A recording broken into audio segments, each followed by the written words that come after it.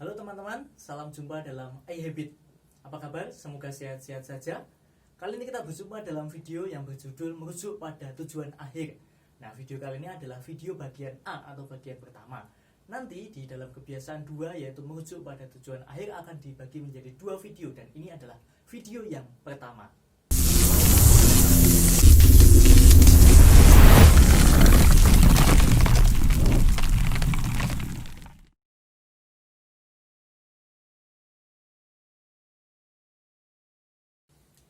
Halo teman-teman iHabit, apa kabar? Semoga sehat-sehat saja. Salam jumpa dalam video yang kali ini. Kali ini video membahas mengenai kebiasaan yang kedua, yaitu merujuk pada tujuan akhir. Merujuk pada tujuan akhir sebagai kebiasaan yang kedua. Apa dan bagaimana itu? Kita akan membahasnya. Kemarin dalam latihan pertama kita telah menyadari sikap proaktif dan sikap reaktif, ya kan? Lalu kedua sikap itu adalah bagaimana pilihan sikap atau tindakan semua ditentukan dari pilihan kita. Mau memilih untuk proaktif atau reaktif, semua tergantung pada pilihan kita. Nah, sekarang kita melakukan hal yang lebih mendasar lagi dari pilihan itu.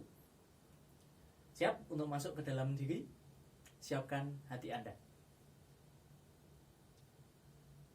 Saya akan mengawali dengan kisah kontemplasi makam, kontemplasi pemakaman.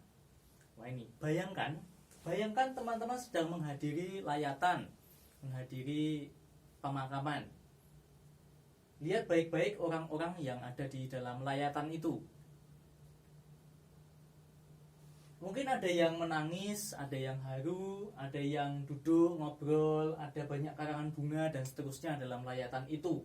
Dan pelan-pelan Anda mendekati peti jenazah di mana pelayat itu ada. Lihat baik-baik, dan ternyata di dalam peti itu adalah Anda sendiri. Itu adalah hari terakhir teman-teman. Bayangkan itu adalah hari terakhir teman-teman.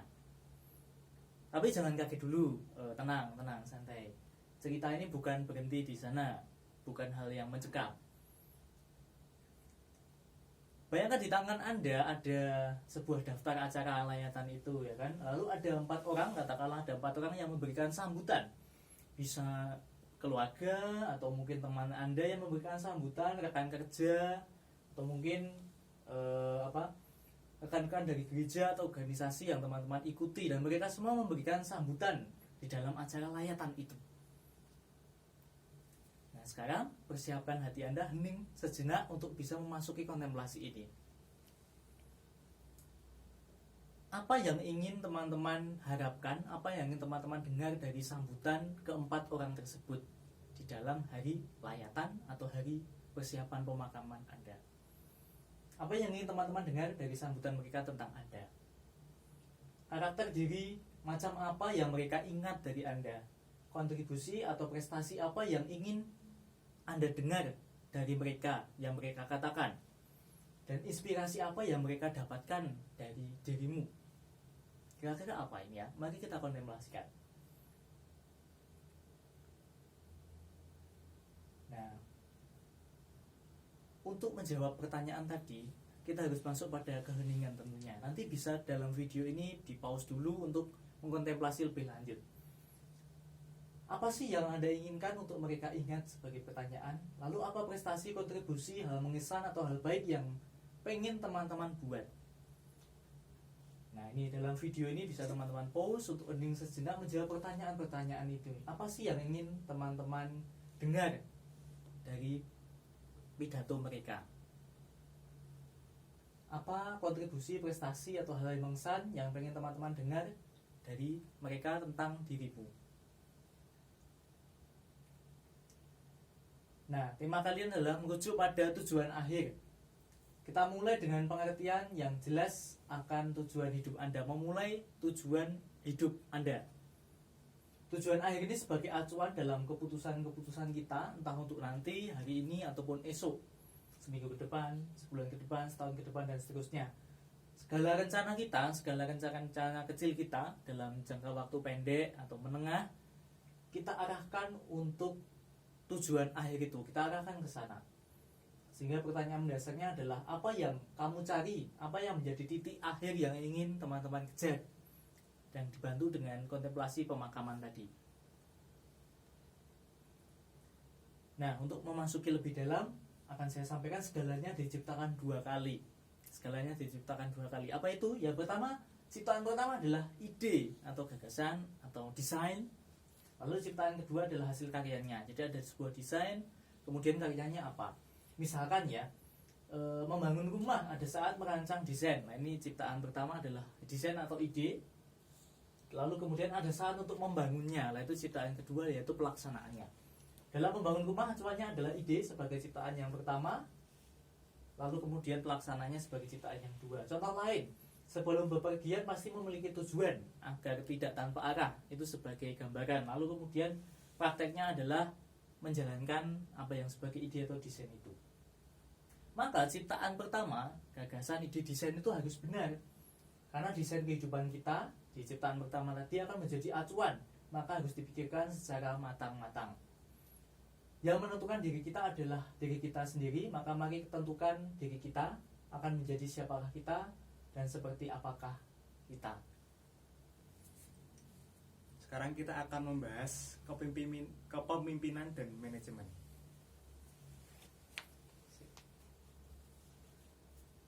Sekarang kita akan membahas kepemimpinan dan manajemen.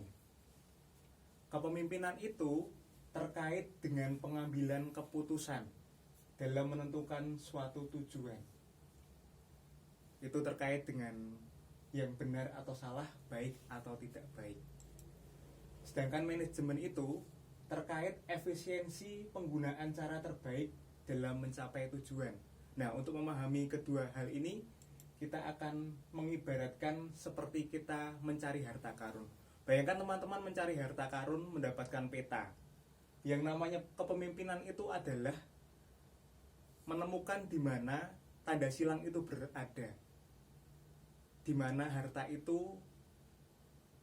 yang berharga itu terpendam. Di sanalah dalam menentukan titik yang tepat itu adalah kepemimpinan, bagaimana kita mengambil keputusan yang paling tepat. Kemudian manajemen itu adalah cara kita untuk menuju ke tempat itu. Dari titik kita berada di saat ini, jalan mana yang paling cepat untuk kita ambil, langkah apa yang paling efisien. Kemudian mungkin kita bisa naik motor, kita bisa jalan kaki mungkin karena jalannya tidak rata, atau kita bisa memanjat bukit dan lain-lain. Cari yang paling efisien, yang paling cepat untuk ke sana. Tentunya dengan keadaan diri kita yang selamat sampai dengan tujuan. Ada suatu istilah demikian, tidak ada keberhasilan manajemen yang dapat mengimbangi kegagalan dalam kepemimpinan. Artinya apa? Kalau misalnya sebagus apapun manajemen kita, kalau keputusan yang kita ambil tujuannya salah, itu sama saja. Tetapi kalau kepemimpinan kita benar, tujuan kita jelas, pasti nanti akan tercapai. Itu masalah efisien atau tidak efisien. Jadi kita harus mempunyai tujuan yang jelas, dan selain itu juga memiliki cara yang efisien untuk mencapainya. Langkah-langkah konkret apa yang akan kita gunakan untuk mencapai tujuan kita. Mari kita tulis ulang naskah kita. Tanpa kita sadari, hidup kita ini terbentuk oleh masyarakat atau lingkungan di sekitar kita. Kita terpengaruh oleh bagaimana lingkungan kita memperlakukan kita, orang tua misalnya, guru, tetangga, dan lain-lain. Secara tidak langsung itu membentuk diri kita yang saat ini. Ingat, kita itu adalah pemimpin dari kita sendiri. Kita bisa mendesain diri kita. Kita bisa menciptakan gambaran yang lebih baik tentang diri kita daripada diri kita yang saat ini. Jadi kita tidak harus hidup dalam naskah yang sekarang ini, tapi kita bisa menulis ulang naskah kita menjadi lebih baik. Kita bisa membuat mencapai hidup yang lebih baik, yakni seperti yang kita inginkan bersama adalah hidup yang berlandaskan prinsip-prinsip, karena itu akan membuat hidup kita berharga, berguna bagi orang lain juga diri sendiri, dan membuat hidup kita penuh atau bermakna. Caranya adalah dengan apa? Yang sudah kita bahas kemarin, caranya adalah dengan menggunakan 4 peralatan muktahir. Yang pertama adalah kesadaran diri. Yang nama kesadaran diri, kita sadar tujuan kita, tujuan yang baik yang mana. Kemudian hati nurani, apakah tujuan kita itu benar atau enggak sih, sesuai dengan hati nurani kita atau tidak, atau jangan-jangan tujuan kita salah. Kemudian daya imajinasi. Daya imajinasi ini kita membayangkan kita dianugerahi Tuhan yang namanya akal budi. Kita bisa membayangkan bagaimana diri kita ke depan waktu meninggal tadi. Nah, ketika kontemplasi pemakaman, kalau kita menginginkan orang-orang mendapatkan kesan yang baik tentang diri kita, maka mulai dari sekarang kita harus mewujudkannya dalam hidup kita. Yang terakhir adalah kemauan. Yang namanya kemauan ini penting karena sebagus apapun komitmen yang kita buat, tapi jika kita tidak punya kemampuan atau kedisiplinan diri, hal itu tidak akan pernah tercapai. Baik teman-teman, tadi kita sudah banyak membahas tentang tujuan akhir. Lalu kita mau melihat mengapa kita harus memiliki tujuan akhir. Apa pentingnya bagi kita? Nah, pertama, kita harus menyadari bahwa kita yang banyak di antara kita masih remaja atau sudah mulai menginjak dewasa, masa-masa ini atau fase ini akan berlalu. Masa remaja dan dewasa pada permulaan, mungkin ada teman-teman yang sudah mulai bekerja, ini adalah masa-masa persimpangan. Kita harus menentukan arah kita mau apa dalam hidup ini. Kalau ditarik umur kita itu paling hanya 70 atau 80 tahun jika kuat. Kalau kita sekarang berumur 30, 35 tahun, ini sudah separuh dan ini masa-masa yang rentan. Kalau kita tidak memiliki orientasi dalam hidup ini mau apa, kita akan ada dalam bahaya. Nah, pentingnya kita memiliki tujuan akhir, kita mau apa dalam hidup ini, itu yang akan menggairahkan hidup kita. Yang kedua, kalau kita tidak mau menentukan atau kita tidak bisa menentukan arah hidup kita saat ini, jangan kaget. Nanti tiba-tiba seakan-akan kok nasibku seperti ini. Dengan kata lain, keadaan atau orang lainlah yang menentukan hidupmu atau jalan hidupmu kalau kamu tidak menentukannya dari sekarang. Misalkan orang yang tidak memiliki cita-cita, nanti kalau aku setelah kuliah atau bekerja, aku mau bekerja dalam bidang katakanlah kesehatan, menjadi dokter, atau dalam bidang manufaktur, dalam pabrik, atau menjadi seorang profesor, menjadi seorang pengajar. Dia akan hidup mengalir begitu saja dan tidak tahu nanti akhirnya, loh kok aku tidak memiliki orientasi, tiba-tiba pekerjaan kok seperti ini, lalu aku iri menjadi dengan orang lain, kok orang lain memiliki masa depan yang lebih baik. Hal seperti itu yang terjadi. Nah, pada dasarnya kita itu bebas memilih, tetapi risiko dari pilihan kita itu tidak dapat kita pilih. Artinya apa? Kalau sekarang kamu memilih untuk memiliki cita-cita menjadi dokter, katakanlah, kamu harus belajar. Risikonya adalah itu. Tetapi kalau kamu belajar dengan rajin, risiko bahwa kemungkinan besar kamu akan mencapai cita-cita itu ada. Tetapi seandainya kamu tidak memilih, artinya santai-santai. Risiko santai-santai itu apa? Enak, tetapi masa depanmu juga santai, nggak tahu kemana. Nah, itu adalah risiko. Kalau kita mengangkat sebilah bambu atau tongkat di ujung yang satu, kamu tidak bisa menawar-nawar bahwa ujung yang lainnya itu juga akan terangkat. Itu adalah risiko. Kalau kita mau prosotan, setelah kita terjun, kita tidak akan bisa menarik kembali, stop, aku mau berhenti, nggak bisa. Risikonya adalah terjun. Itu seperti hukum alam atau prinsip. Jadi kita bebas memilih, tetapi tidak dapat memilih konsekuensinya.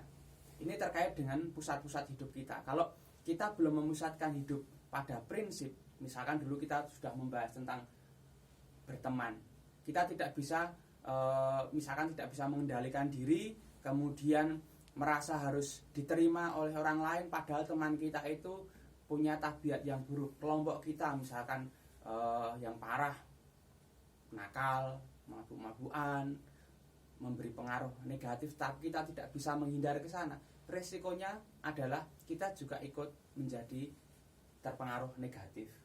Orang tua beberapa waktu yang lalu dalam pertemuan ngobrol-ngobrol, ada yang bertanya, bagaimana caranya supaya dapat mengakomodasi kerinduan sendiri padahal itu bertentangan dengan apa yang diharapkan orang tua. Itu juga menjadi permasalahan kita sebagai orang muda. Aku harus ikut orang tua atau ikut yang menjadi diriku sendiri. Sebenarnya aku tuh sangat suka dengan seni, tapi mengapa orang tua aku menuntut aku menjadi dokter misalkan? Kita harus ikut yang mana? Kemudian seksualitas. Kita orang muda sekarang ini dihadapkan dengan begitu banyak media, terutama kemajuan teknologi, smartphone, internet. Itu akan menjerumuskan kita kalau kita tidak memiliki pegangan atau arah. Seringkali hal-hal itu menipu. Kita menyaksikan film-film yang ada adegan sangat erotis, seksual, dan apakah itu menunjukkan realitas? Sebenarnya tidak. Gonta-ganti pasangan itu tidak berprinsip. Kalau kita hanya ikut arus, tidak mengikuti apa tujuan hidup kita yang sejati, kita akan tersesat di sana. Sekolah misalkan, sekolah contoh yang positif adalah ketika ada orang yang memiliki cita-cita, aku mau bekerja menjadi desainer dalam manufaktur, maka bagaimana dia sekolah itu juga akan terpengaruh, maka dia akan serius, dia akan belajar, dia akan mengejar cita-citanya itu. Ini contoh kalau orang memiliki tujuan akhir. Nah, maka tadi sudah dikatakan oleh Rateraat tentang pernyataan misi. Pernyataan misi itu apa? Pernyataan misi pribadi itu, nah ini yang akan nantinya di video yang kedua nanti kita akan membuat pernyataan misi pribadi itu semacam moto atau sesanti atau semboyan hidup yang mengarah pada tujuan hidup. Dalam skala besar negara itu memiliki pernyataan misi, yaitu dalam konstitusi, atau kalau negara kita Garuda Pancasila. Pancasila itu adalah misinya. Nah, kalau pernyataan misi pribadi misalkan Tuhan tidak pernah tidur atau Gusti ora nate sare. Nah, itu juga pernyataan misi. Artinya itu akan menguatkan diri kita tentang iman. Atau misalkan rahmat Tuhan cukup bagimu atau hal lain. Itu adalah misi-misi pribadi. Nanti kita mau melihat contoh-contohnya pernyataan misi itu seperti apa.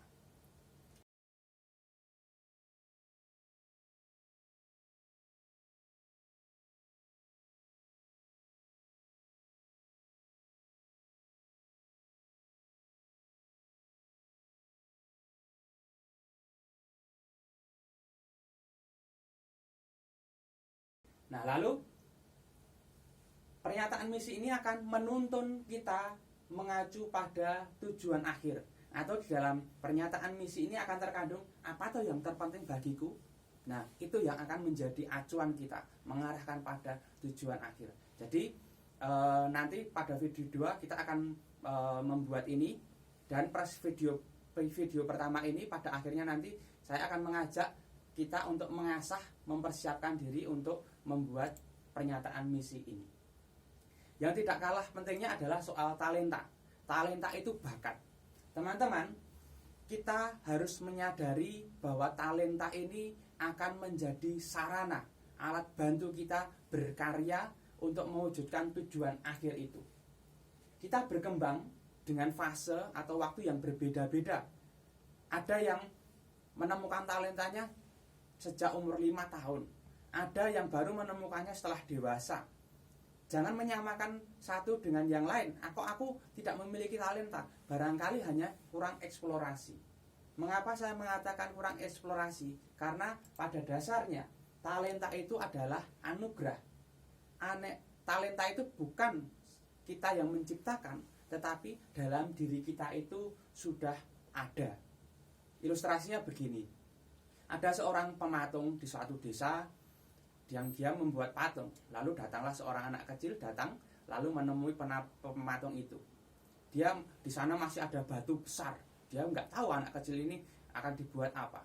Lalu seminggu kemudian ketika anak kecil datang ke situ, dia melihat patung singa yang begitu besar. Lalu dia bertanya kepada pematung itu, "Pak, bagaimana Bapak bisa membuat patung singa itu? Lalu apa jawaban dari pematung itu? Dia menjawab begini, singa itu sudah ada di dalam batu itu. Aku hanya menyingkirkan serpihan-serpihan yang menutupinya. Nah, kisah ini mau menunjukkan bahwa sebenarnya singa atau talenta dalam diri kita itu sudah ada. Hanya seringkali kita itu menuntut menjadi seperti orang lain. Ketika orang lain pintar musik, pintar menulis dan lain sebagainya, seakan-akan kamu melihat gajah yang begitu besar dengan belalainya yang begitu mengagumkan, kamu juga ingin menjadi belalai. Padahal kamu ingin menjadi gajah. Padahal sebenarnya dalam dirimu itu ada singa. Jadi jangan menuntut dirimu menjadi gajah. Kalau kamu memaksa dirimu menjadi gajah, kamu akan menjadi gajah yang belalainya hanya sepotong. Nggak ada belalainya karena kamu itu singa sebenarnya. Nah, ini gambaran kita harus mengeksplorasi, menemukan talenta dalam diri kita. Nah, sekarang kita mau masuk. Bagaimana kita akan sampai pada tujuan akhir? Bagaimana kita menentukan tujuan akhir serta mengidentifikasi talenta-talenta kita? Ini berikut adalah 10 langkah yang perlu direnungkan dan sebisa mungkin tulislah. Ambil waktu hening, pribadi, renungkanlah. Pertama, ingat-ingatlah siapa yang membuat perbedaan positif dalam hidupmu. Kualitas apakah yang dimiliki orang itu tersebut yang ingin kamu kembangkan. Jadi tentu kamu memiliki orang-orang dekat atau orang-orang yang inspiratif, idolamu. Lalu renungkanlah kualitas pribadi apa yang ada dalam diri mereka. Direnungkan saja. Wah, aku mengagumi orang ini karena kesederhanaannya. Oh, karena orang ini berprinsip. Oh, orang ini disiplin dan lain sebagainya. Renungkanlah. Lalu yang kedua, bayangkan 20 tahun lagi. Kalau umurmu sekarang 20 tahun berarti umur 40 tahun. Kamu dikelilingi orang-orang terpenting dalam hidupmu. Siapa sajakah mereka dan apakah yang kamu kerjakan? Jadi mereka itu mengelilingimu karena apa? Siapa sajakah mereka dan apa yang kamu kerjakan sehingga mereka banyak mengelilingimu. Lalu yang ketiga, kalau ada sebatang baja selebar 6 cm, jadi hanya kecil saja, itu terletak di gedung pencakar langit, gedung yang sangat tinggi. Lalu di sana antar gedung itu dipancangkan batang itu. Lalu kamu disuruh menyeberang, melewati itu. Artinya ini adalah taruhan nyawa, kalau jatuh mati. Nah, kamu mau menyeberangi itu, melewati itu demi apa? Demi uang 10 juta, 100 juta, atau seandainya keluargamu ada bencana terancam, lalu kamu mau menyeberanginya demi keluargamu, atau demi karirmu, atau demi apa? Coba renungkan. Ini akan memantik apa yang paling berharga bagi dirimu. Yang keempat, kalau kamu bisa menghabiskan waktu seharian di perpustakaan, bisa mempelajari apapun, apa yang ingin kamu pelajari. Ini bagi orang yang familiar dengan buku. Tetapi intinya adalah dalam hidup ini sebenarnya kamu itu ingin berkembang dalam apa? Kalau kamu diberi waktu luang seluang-luangnya, kamu pengen belajar apa untuk mengembangkan diri. Ini akan mengidentifikasi apa yang menjadi minatmu. Lalu yang kelima, sebutkan 10 hal yang senang kamu lakukan. Mungkin menyanyi, menari, baca majalah dan lain sebagainya, apapun yang intinya adalah yang kamu senangi. Misalnya, saya itu sebenarnya senang melukis, meskipun ketika lukisannya jelek. Jangan berfokus pada hasilnya, wah ini hasilnya jelek. Enggak, yang penting apa yang kamu senangi. Nah, identifikasi apa saja itu. Yang keenam, gambarkanlah suatu saat ketika kamu benar-benar terinspirasi. Perasaannya seperti apa? Ketika terinspirasi itu rasanya saya ingin terbang, lalu teriak-teriak, semangat. Gambarkanlah itu. Ini akan merefresh kembali perasaanmu. Kamu perlu momen-momen seperti itu. Yang ketujuh, 5 tahun lagi koran, misalkan Kompas atau apa di sekitar kita ini, akan memuat profil pribadimu. Lalu akan mengulas tentang dirimu itu seperti apa dan sebagainya. Lalu akan mewawancarai 3 orang. Yang pertama adalah orang tuamu, yang kedua adalah saudaramu, dan yang ketiga adalah teman-teman. Nah, kira-kira di dalam koran itu akan dibaca orang kebanyakan satu negara loh nih, nasional. Kira-kira orang tuamu, keluargamu atau saudara-saudaramu dan juga teman-temanmu pengen supaya mereka mengatakan apa tentangmu. Tentu latihan ini akan membuatmu sekarang mulai bersikap apa terhadap mereka. Nggak mungkin kamu menginginkan bapakmu bilang, wah Pras itu orangnya setia, dia bisa mendengarkan, tapi kamu cuek-cuek saja sama mereka. Nggak mungkin. Oke, ini semoga latihan ini membantu.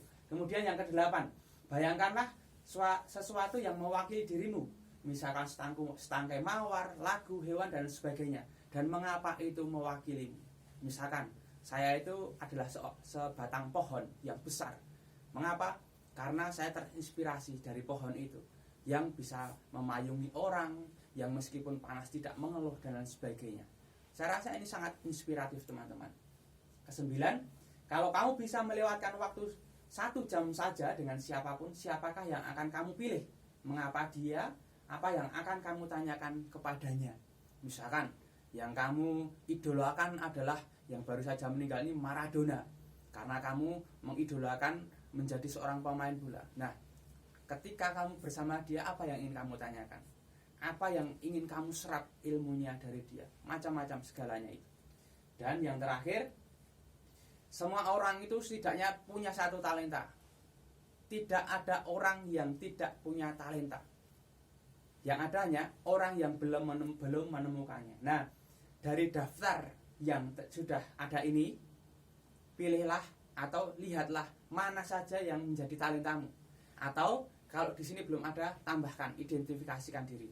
Sekali lagi teman-teman, tentang talenta atau bakat, eksplorasilah, coba-cobalah. Harus dicoba. Oh ini bukan, oh ini bukan, oh ini baru, ini adalah talentaku. Kita harus mencoba-coba untuk sampai menemukannya. Oke, ini bagian akhir dari video kita pada kali ini. Dan sebagai ganti dari langkah-langkah bayi yang baru akan ada pada video kedua, adalah membuat identifikasi harta karun dalam diri, yaitu latihan yang baru saja diberikan. Identifikasi diri dalam 10 penemuan besar. Begitu saja teman-teman. Semoga kita tetap rajin berlatih, tetap setia, karena semakin lama kita dituntut untuk komitmen kita dalam kesetiaan.